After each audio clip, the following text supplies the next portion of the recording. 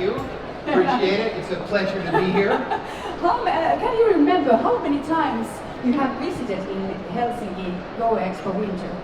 Well, I've been here a number of times. I really can't count how many times. When this first book originally came out in 2005, I was here for a show, and I've been here a few other times in between. It's very nice having you here every year, and now we have a chance to see very nice pictures and stories behind the pictures. Yes, I've been skiing in 75 countries.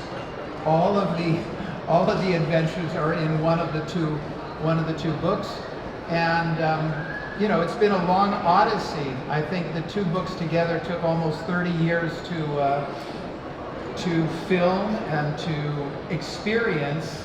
They're written in an experiential way. So it's not like a dry guidebook with a lot of statistics about how many lifts and how much vertical. It's more, I hope, it's more alive. If you read a chapter about skiing in Israel or China or Cyprus or Greece or Turkey or wherever, you'll get a feel if that would be a place you would like to visit as well. My goal with these books is really, you know, I've been skiing for 68 years, since I was quite small, and skiing has given me a lot, and I like to give back to the skiing world, and I want to inspire people. You know, for the many people that are in the United States or in England, of course, it's very exotic for them to come to Finland to ski. So each book has a really nice chapter on what I experienced in Finland. It goes beyond the skiing. It goes, my opinion of the Finnish mentality, everything from sauna to sisu. But for Finnish people, I want them to also go down and ski in Turkey and in Greece and maybe in India. There's so much in this world, and I hope to inspire people with giving them some ideas of some adventures they can go on with their best friend, with their wife, with their husband, with their family. That's very nice to hear, and nice to have you here on the stage. Now I give you the space here, but first, ladies and gentlemen, let's give a big applause to Jimmy Petterson. Welcome, antaa iso aplodit.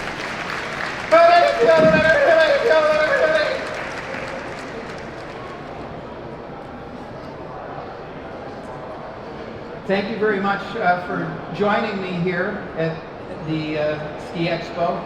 It is really a pleasure. In my travels to 75 countries, I naturally have had the opportunity to ski and to travel in many different ways to get to the slopes, as well as traveling on the slopes to get up the mountain, sometimes by train, sometimes by helicopter, by airplane. This was a great trip in New Zealand to the Tasman Glacier, where instead of using helicopter, you're flown up. The glacier near the top is not very steep, so the planes can land, and then you have a long, beautiful trip through the glacial ice. In Austria, being pulled by a piste machine.